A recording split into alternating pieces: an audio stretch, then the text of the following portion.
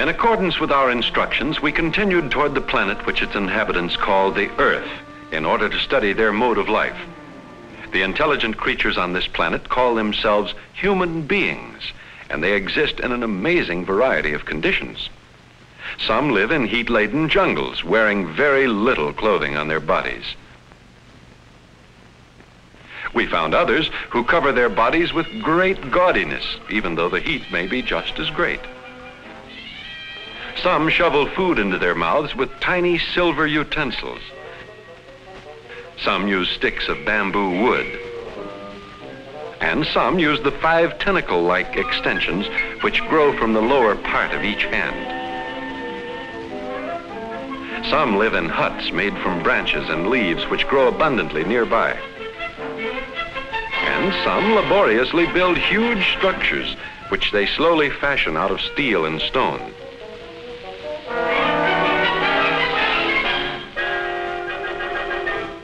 And yet, in spite of these great differences, we found that all these human beings share many things in common. Each group has built up its own established mode of living together, a network of customs, habits, attitudes, and ways of doing things which it has acquired through the ages. This mode of life is called by the Earth's social scientists the culture of the group. It provides an organized system of behavior for the members of the group, giving them a framework within which to shape their lives and presenting them with common motives and goals toward which they direct their everyday activities. Whether persons belong to a primitive tribe or to a complex civilization, they know fairly well what life has in store for them because their culture has marked the way. These cultures are vastly different from each other. The kind of land in which the culture exists plays an important part in shaping its pattern. Biological characteristics may account for some of the differences between cultures. But the main reason why there are so many different kinds of culture among the people of the Earth are the differences in their historical experiences. Despite these differences, there are many universal problems faced by all people, which their different cultures solve in their own ways. They all have ways of taking care of their material welfare, such as getting food and ways of providing shelter for their bodies. They have ways of getting tools and instruments and other things that they need to help them satisfy their wants. They all have some kind of family organization in which the culture will be learned and perpetuated. This is one of the most basic factors in every culture, since without it, the culture would die out. All human cultures have language, and there are thousands of different ones. How much is this? Wie viel habe ich dafür zu bezahlen? 这个多少钱? Quanto costa questo? Isca dankere? In addition, they all have gestures, which sometimes make mere vocal language seem quite inadequate as a means of communication. Every culture provides a means for those members who conform to maintain their self-respect and the respect of others. All cultures, through their various religions and mythologies, provide some explanation of man's place in the universe. And every culture has its way of expressing a love of what its own people think is beautiful. However, their tastes may differ from that of other cultures.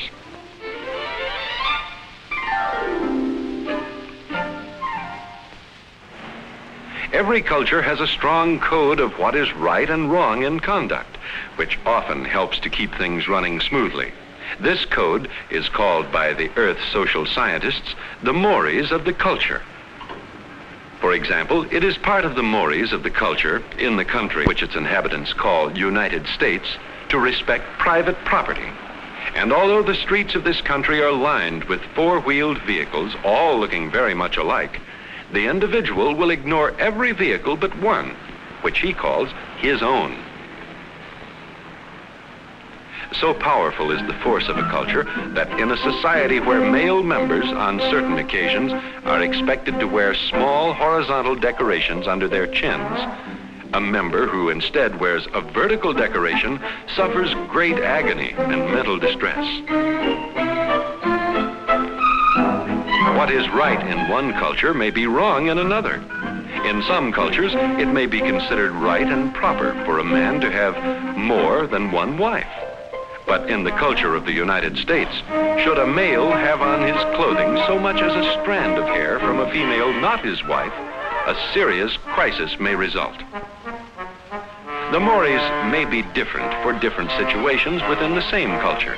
On public beaches, a person may be seen with very little clothing on his body, and this is considered quite natural.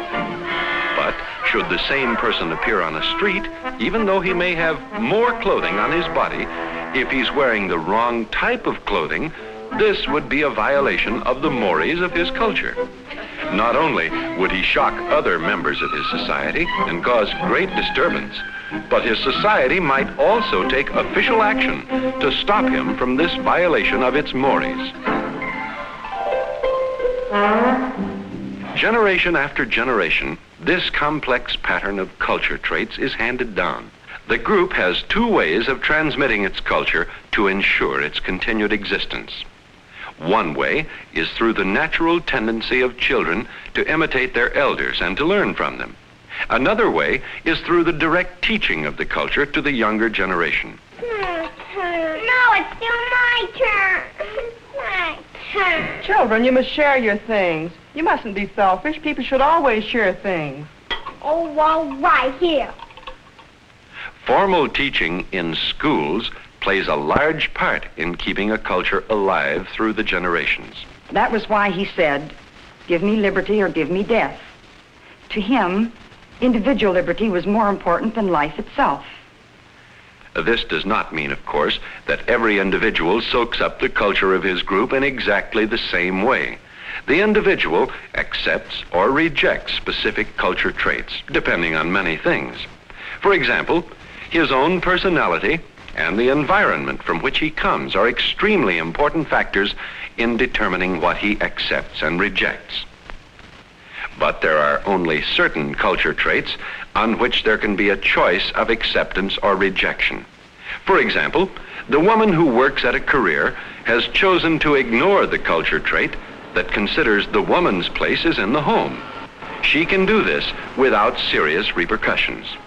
But the same culture requires that women must be married to have children, and this culture trait is too strong for her to attempt to violate.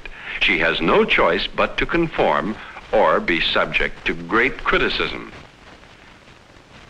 A culture which permits a certain amount of flexibility makes for a more individualistic people. A culture which demands too rigid conformity tends to stifle individual initiative.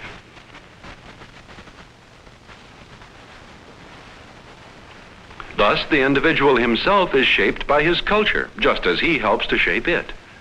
Because of this constant interplay between the individual and his culture, every culture on the planet Earth is always changing, sometimes rapidly and sometimes very slowly. These changes occur in different ways. One is through diffusion of culture traits from one culture to another. The primitive native quickly adopts many of the advanced culture's tools, whose value is readily apparent to him. On the other hand, primitive culture traits like the Indian maize are quickly adopted by the advanced cultures who see value in them. The Indian's tobacco has been adopted by advanced cultures all over the world. The white man's foot is often clad in the Indian's moccasin, just as the white man's shoes are seen on the Indian's foot. The Indian has found great value in the white man's vehicles, and the white man has found important values in the Indian's vehicle too. So cultures grow and change through their interaction on each other in the process called cultural diffusion. Another way in which cultures change is through invention and discovery. Every technological development brings about a greater or lesser change in the culture pattern. It can well be imagined what an infinite number of culture traits are bound up with a primary invention such as the wheel, and with a primary discovery like the use of fire. Such primary inventions and discoveries have made possible the immensely complicated developments of a technological age. An example is the vehicle called the automobile, which runs on 4 wheels and whose engine is driven by fire. Its introduction brought vast culture changes, especially in the country called the United States. The whole pattern of that nation has been changed. People are moving out of the city into suburban areas. Farmers are in closer contact with the towns. Transportation of goods has been revolutionized. These are only a few of the great number of new which have been formed around the invention of the automobile.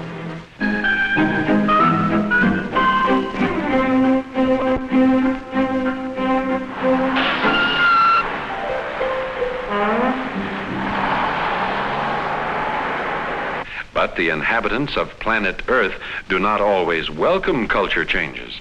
There is often a resistance to anything different from the habits of the past. Julie, when I was a girl, we wouldn't have been caught no more goes on than that. My stars, what are our young people coming to these days? Oh, Granny. Rates like things change faster than non-material culture trends. The youth still feels he should walk on the street side of his companion